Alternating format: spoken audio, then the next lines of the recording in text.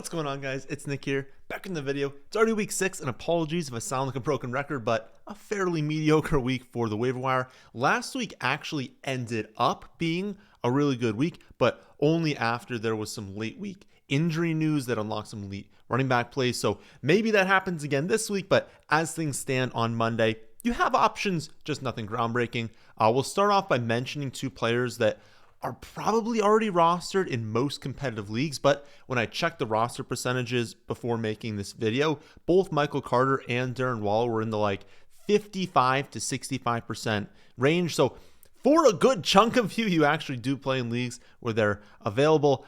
If you are in one of those leagues, I think both are worth the number one claim. I would say that about 15% of your fab should be used on Darren Waller, maybe up to 20% for Michael Carter, but it completely depends if you're rock solid at anything or everything. But tight end's horrible, right? You've got horrible tight ends. You're trying to figure out the position. Sure, go higher, go to 20%, 25%. Just get the guy that you need for your roster. If you already have Trey McBride, there's no need to spend a ton on fab to get Waller.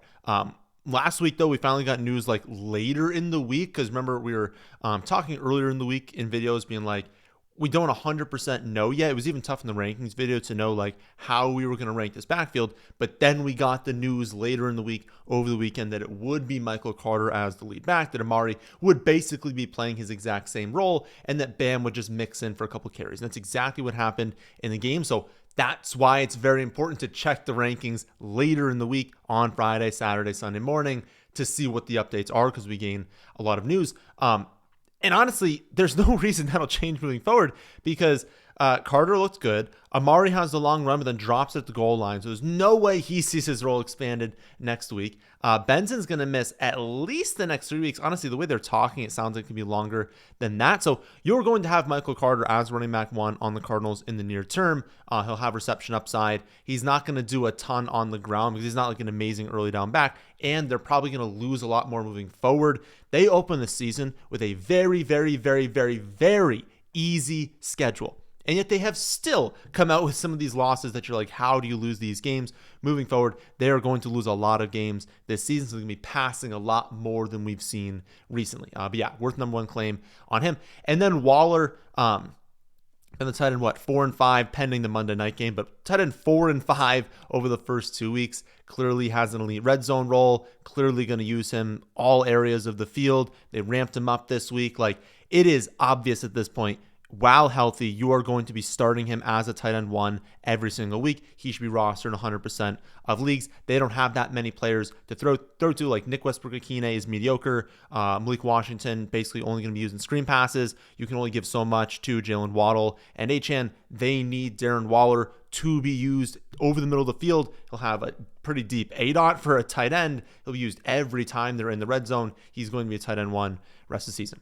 But that's kind of the top end. So in most competitive leagues, these guys were rostered last week. They're rostered earlier than that. And so for a lot of you, again, free agency is not looking that amazing. But at running back, I think the best ad is probably Kendre Miller. If you look at his snaps by game, it's trending up. It's great. 15%, 15%, 27%, 31%, 39%. That's not amazing, right? And on the Saints, do I really want to be starting a guy getting 39% of snaps running back? No. So right now, you're still not starting Kendre Miller. But back-to-back weeks with 11 touches. So if you were in a 16, 18 team league, 11 touches starts to be oh, okay. If you got a couple flex spots, you got multiple running back spots, we're starting to be in consideration at that point. And I kind of maintain that while the Saints pulled off a win this last week, they're probably going to be 2-9, maybe 3-8 when they come out of their bye in week 11. And if that's the case, they're completely out of the playoffs. It's unlikely they lean on Alvin Kamara, and they're already not doing that. The fact that they're already increasing the snaps for Kendre, already giving him 11 touches per game, mostly on the ground, so 11 touches per game. If they get to the point where they are 2-9, 3-8, do we really think Kamara's going to be heavily used? Then you look at their schedule late season. They got matchups against the Dolphins, the Panthers, the Jets, the Titans in weeks 13, 15, 16, and 17. That is an unbelievable stretch leading into and throughout the fantasy playoffs. And so if they are eliminated and they actually do lean on Kendre, there's a chance here that we have Kendre Miller as someone we're actually using in the fantasy playoffs, and that is not something I can say about any of the other running backs on this list. Behind Kendre, I think it's the Chargers running backs, Vidal, Haskins, basically split the work once Hampton went down, but you had, like 2 drives? Like, there was really not that much volume. It wasn't like Hampton went down in the first quarter and we got to see the rest of the game play out. We barely saw them play without Amari and Hampton, and so I wouldn't look too heavily into any like snaps. You also had the last drive of the game, like backups, right? Trey Lance went in there. That was when Vidal went in there. So I do think Vidal's snaps are a little bit elevated past what you would expect across a full week. But yeah, I'm not super excited about these two just because neither of them are good. We know Haskins and Vidal are not very good running backs. I absolutely think if we had a long-term injury for Hampton, I don't know. I have no idea if he could play this week. He was seen in a walking boot, so my guess is this is a multi-week absence. But again, I have no idea what's going to happen. But if it were, and you were like, oh, because of that possibility, I should go after these guys. If it were long-term, they had him on IR, like I really think they'd bring in another running back. Like I just don't think they want Hassan Haskins and Vidal behind this offensive line to do what they're doing. And if they are, they're throwing the ball like 70% of the time, and we're starting all of these pass catchers. But yeah, the appeal, I suppose, is that you might have a starting running back here, and they play the Dolphins this week. So even if you only had the 1 week absence, I mean, if we knew who was starting between Vidal and Haskins, like you might play them against the Dolphins. I mean, Rico just ran for 200 yards against them. I know Rico is an underrated running back. 200 yards against them is absolutely crazy. And then even when Trevor Etienne came in there, it was like the holes. Like it was just unbelievable. I think you and I could have had 100 yards against them. Like it was crazy seeing like them turn the corner and there's this gaping hole for 10 yards before getting touched. That is the Dolphins defense. They are absolutely terrible. And so even though Vidal and Haskins are not good and the offensive line stinks, they might actually have running room this next week. I've been thinking through who you should go after, and it's like, on the one hand, we know Haskins has never been good, and Vidal at least was like somewhat hyped last summer. Remember all the hype he was getting? Mostly it was because we didn't know who was going to be good on the team, and it was like, well, at least there's a rookie here, and I was kind of pumping the brakes, being like, okay, if that's the only reason we like him, then maybe we should go elsewhere. But he was getting some hype in camp, some beat reporters kind of liked him, and then he does nothing. So he at least has that going for him, and that like he was a prospect at some point that they liked. The thing is, why I'm leaning Haskins right now is he made the team this year. Like if we just look at like who made the roster, it was Hampton, it was Najee, and it was Haskins, and Vidal was cut. And Vidal only joins the team after Najee suffers a season-ending injury. So the team told us that they think Haskins is better. Now, you never know because like we saw last week with Amari was playing over Michael Carter, but it was because of role. Michael Carter steps in as the lead running back, and Amari DiMercato is only that like long down distance, 3rd and 20 passing down back. So he stays in that role, and you see him elevated. So who knows? Maybe they view like Vidal as someone that could back up Hampton. I don't see that happening though. Like they were actually mixing in Haskins into plays while Hampton was still playing. Like they would spell him sometimes for Haskins. So my guess is that Haskins is the guy. Also, again, some of those snaps came with the backups, right? They pull the starters, they put Vidal out there with Trey Lance, and he gets some snaps there. So again, we don't know. We'll probably get more information, but if I were putting in a claim right now and I wanted one of them, I'd probably put a claim in for both, but like for the same player. So I would probably only roster one of them. I don't know if you need to spend 2 bench spots on these guys. I would go after Haskins, but again, I'd put a claim in for Haskins for like, I don't know, a little bit of your fab. It depends how much you need running back. Like I guess you could go up to like 5 or 7% if you really, really needed running back. But I wouldn't go crazy because we don't even know if Hampton's going to be out this week. But I would go Haskins and then like half of whatever you put in there for Vidal. I just don't think you should go crazy on either one of them. But that is really it. So if you like needed running back this week, you kind of have to go heavy at these guys because I'm not seeing anything else. Maybe, I don't know, the Chiefs game is tonight. So I don't know with Brashard Smith. I'm hoping he sees an expanded role, but it's still a KC running back. I don't have much confidence in that. So yeah, that's running back is not looking great this week, but not terrible. At wide receiver, there is no one I would be willing to spend a high claim on or put a lot of fab on, but I do think the top option, when I say a lot, I mean like over probably like 10%. I do think the top option, though, is pretty clearly Luther Burden. A lot of people are going to forget about him or maybe dropped him last week because they went on bye. But nice knowing his bye is over, right? So you're going to have him rest of season. And he is clearly gearing up for a breakout. I was kind of 50-50 on him through like the draft process and like Dynasty. I don't know. I wasn't completely sold on his talents. Like I don't know. There were some other wide receivers where it was like super obvious they were going to be good, and I just didn't really know for him. Seeing him play so far, seeing the reports from this team, I'm now fully convinced that like he's going to be a good wide receiver. He is someone that the team is really behind. They want to be increasing the snaps, and the snaps were trending up before the bye. He made the most of his snaps. He was very productive. I think the most productive on a per route basis. It's elevated because of the one super long play, but on a per route basis, he was the most productive wide receiver on this team. And it's pretty easy to get him on the field. So if they actually want him to be playing, pretty easy to take away snaps from Olamide Zaccheaus. And then honestly, they can take snaps away from DJ Moore. He's not been playing that well this season. I still think there's a chance they trade away DJ Moore at some point, especially like if they can get Loveland ramped up. I do think that Ben Johnson wants Odunze as that clear alpha, and then he wants Burden and Loveland as the two targets behind Odunze. Similar to what he did in Detroit, you had Amon-Ra as the number one, you had J-Mo and Laporta behind him. I think he kind of wants to run the offense that way.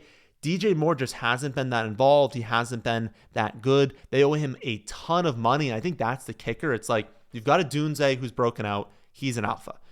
You've got Luther Burden, who clearly it looks like he's very talented, looks like he can be great in this offense. You're paying DJ Moore so much money that you cannot have him as like the third best wide receiver getting like 3 for 35 every week. You got to do something there. So I do think if there's a team that like wants to acquire the contract, it's probably not super expensive because you have to acquire the contract. And so I think there's a team out there that would be willing to do the trade. And if that happens, and he passes Zaccheaus, which he's going to do probably this week, he passes Zaccheaus, and you've got now the number two, who's a highly explosive player, and you kind of keep ramping up this offense and keep clicking more and more, there is upside here for Luther Burden. So he should be rostered in 100% of leagues. I would use Fab Bottom. The thing is, like, if at no point he's been rostered so far, I find it hard to believe that someone else in your league is going to throw like 20% at him. Like, it would just be shocking to me if like no one has rostered him through week 5. All of a sudden someone go after him like heavily. I don't know. I'd be surprised. But you know your league more than me, obviously. So yeah, I would definitely go after him as the top wide receiver. Behind him, I would say in full PPR leagues, you can look at Josh Downs.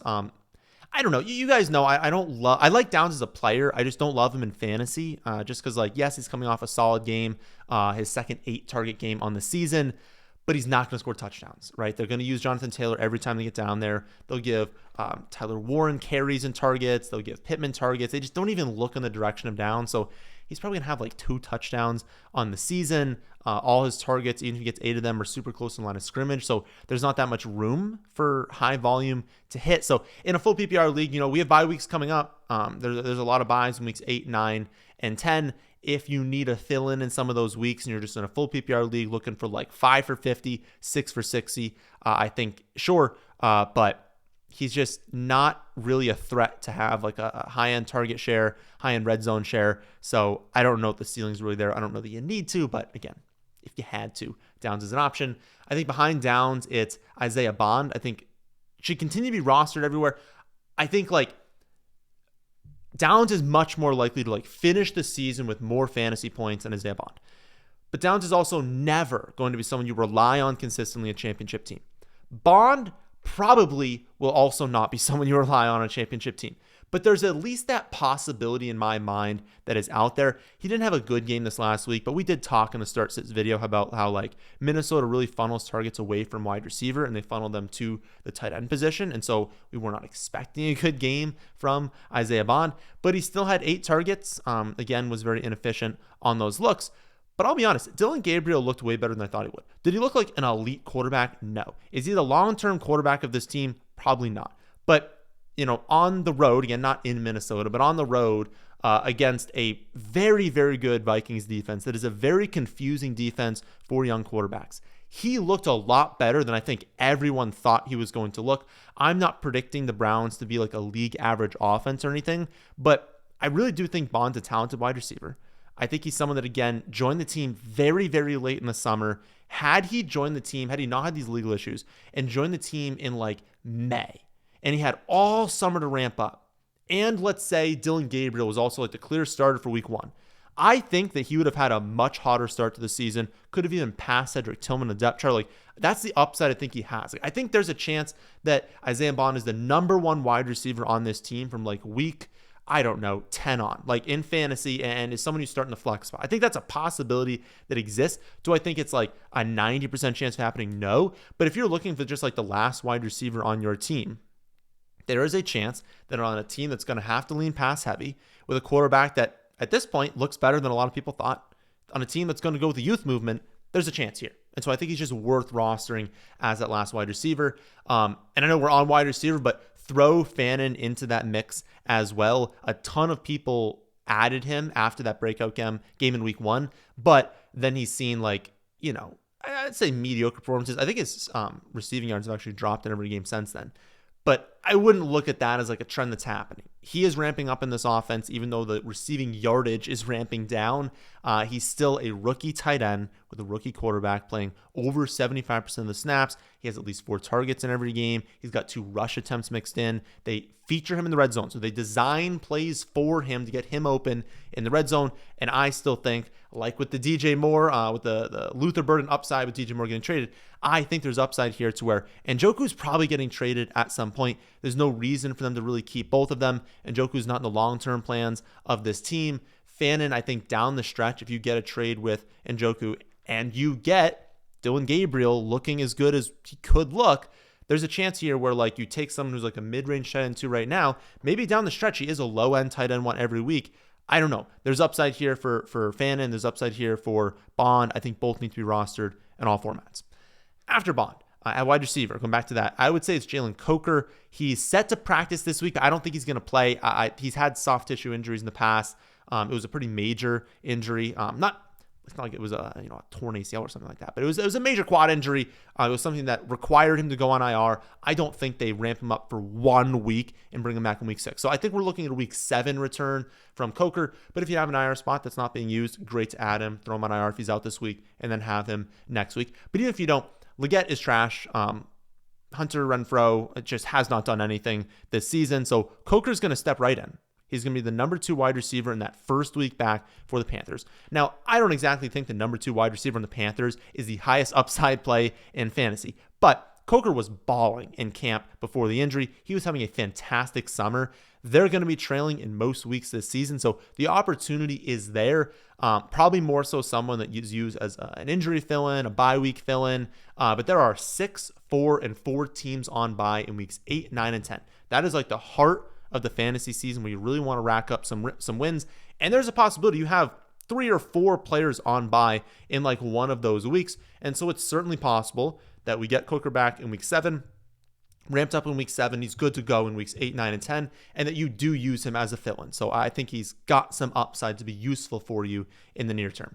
Behind Coker, I think you can take shots on Malik Washington, Ryan Flournoy, Kendrick Bourne. The problem with all those guys is what's the upside? And I understand that like Flournoy and Bourne had fantastic weeks this week. And you're like, Nick, what are you talking about the upside? Like they're both like top 10 wide receivers this week. Okay, Malik had 4 receptions for 0 yards. He's got 3.9 yards per reception on the season. I still think that he's going to be the second most targeted wide receiver on a team that'll be trailing a ton with a terrible defense. So in full PPR deeper leagues, I think he can be useful. The problem is, what's the upside for Malik Washington? Like he's probably, I think there's a chance that he gets to that like downs range where he's like, 4 or 5 receptions every week, 40, 50 yards, but not going to score touchdowns, not going to be a good offense. So deeper full PPR viable, but starting to think it's probably not going to happen for Malik. And then Flournoy, Bourne, again, huge games in week 5, but it just feels really points chasey with both of them. You had Pickens mostly getting shut down by Sauce Gardner. You had Turpin out. You had Lamb out. Like these guys are going to come back. Pickens won't be shut down most weeks. And so it's like, I wouldn't expect Flournoy to really do that again. Then you have Pearsall, Juwan, probably both back this next week, but at least one of them will probably return this next week. I think Kittle returns in week 7. So the door is closing there. If you had Pearsall and Juwan and Kittle all again out this next week, maybe you can use Bourne one more week. but the odds are one of those guys is back. And then once you get Kittle back and probably the other wide receiver in week 7, there's absolutely no value for Bourne. So if later in the week, I think someone's going to add him, so it's not going to be useful. But if later in the week he's still in free agency, you get all these guys out, sure, but that's probably not going to happen. At tight end, we already talked about Waller. We already talked about Fannin. So your two other options are Mason Taylor and Theo Johnson. Mason Taylor is super interesting. I mean, we've been talking about him for a few weeks now, being like, he's a guy they like a lot because he can block, and they don't have any other tight ends on the team that are good at blocking, but he's also good in the receiving game. So he's already playing over 80% of snaps. He's now got 5 for 65 and 9 for 67 in back-to-back weeks. This offense is not going to be like some massively pass-heavy offense, but they're going to lose a lot of games. They want to run the ball, but they can't win kind of running the ball because their defense isn't that good, and their run game is fine, but it's better against really bad teams, against like an average team. It's not like they have the greatest run game in the world. So they try to run the ball. They can't be overly successful. Second half, they throw it. And if we're going to have Mason Taylor as the de facto wide receiver 2 on this team, I mean, we just saw Fields throw for over 280 passing yards in a game where he had like nothing at halftime. So there is passing upside in this offense, and you don't need 280 for Mason Taylor to have an okay game. I mean, if he's the de facto wide receiver 2, especially in games where teams have a good corner that can not shut down, but can really limit Garrett Wilson, I don't know. There's upside here. Does he get to play Dallas every week? No, but this is a rookie tight end that has 19 targets over the last 2 weeks. Should probably be seeing a lot more buzz around him than we are. I'd be willing to spend like 5% of your fab on him. No guarantee that he ends up as a low-end tight end 1 this season, but my assumption is we kind of view him as like a high-end tight end 2 moving forward. And if we continue to every week see like 7 or 8 targets going his way, then there is a chance he ends the season as a low-end tight end 1. And at this point, if you found a low-end tight end 1 in free agency, that is worth at least 5% of your fab. Then for Theo, deeper leagues only. Like, I don't really want to be chasing the touchdowns. He's got 3 touchdowns over the last 2 weeks. I know Neighbors being gone helps him. He was tied with Scadaboo and Wandale for 7 targets, the lead on the Giants. But I don't know. I mean, he doesn't have any sort of yardage upside. So again, in tight end premium, in like 14, 16 team leagues, maybe, but I don't know. I'm really not that excited about him, but kind of have to talk about him because he scored 2 touchdowns. For quarterback streaming, I am seeing one option this week, and it's Matthew Stafford at Baltimore. Baltimore allowing the most points per game in the NFL, thanks to basically every single player on their defense being injured. I mean, they're just running like a second team unit out there. It's always tough with Stafford because you don't know the touchdowns are going to come. They could score 4 touchdowns, but 3 could come on the ground, and you're like, okay, you had a solid day, but you want Stafford more in those games where the other team is pushing. So especially if you don't get Lamar, they're going to throw the ball, they're going to score points, but you could easily get like 200 passing yards, 1 touchdown from Stafford and be like, why did I add him? You want Stafford when the other team's performing really well. They kind of have to abandon the run a little bit, and they just pepper Puka, Adams, take their shots downfield to Tutu. That's been happening to them recently. I don't know if Lamar's not out there. I don't know if that's going to happen this next week. So watch the reports there. Good streaming option because, again, the defense is just terrible for Baltimore. But I hope that you've kind of figured quarterback out at this point. Like, the hope is you're not streaming quarterback every week trying to figure out who's a decent option for like 15 to 17 points. I hope you kind of have your quarterback at this point, or at least are streaming amongst 2 that are on your bench. Then finally, defense streaming, which you should definitely be doing every week. So by the end of the season, you don't want to be streaming quarterback. You can totally be streaming defense. By the end of the year, we want to be looking ahead a lot more. Right now, we don't need to look ahead too much, just kind of stream each week. But by the fantasy playoffs, we want to be like stockpiling defenses that are going to be good in the fantasy playoff weeks. But leading up to that point, like, you don't need some defense that you're starting every week. Like, that is not a thing you should be doing. Even the top defenses, they're going to run into matchups where you don't want to be playing them against really good teams. So stream defense every week, continue to do that. As always, just check the rankings on Tuesday to see what I'm seeing for the projections for defense. But right now, I think it's Packers versus the Bengals. There's enough defenses this week where I wouldn't really want to be claiming many of them or putting a lot of fab in, but the Packers are one. So if the Packers are out there versus the Bengals, that is an amazing spot. I would be willing to put like 3 or 4% of my fab on them. I'd be willing to use like I don't know. It depends on how competitive your league is, but I'd be willing to, if you had like the 4th claim, I'd be willing to claim this Packers defense, not like the number 1, not the number 2, probably not the number 3 claim, but I'd be willing to go after them because they're going to be a big difference maker this week. And then Patriots at the Saints, another one where like I'd be willing to use like 1% of your fab, a later claim on them. I think those are probably going to be the top 2 that are available to you. The rest of these options, the other 5 we talk about here, I would say add. I would say let waivers clear, go in on Wednesday, use like $0 fab, add them. I would not spend anything for them because they're all good options, but I don't care which one I get. So Colts versus the Cardinals, Raiders versus the Titans, Chargers at the Dolphins, Rams at the Raiders, Steelers versus the Browns.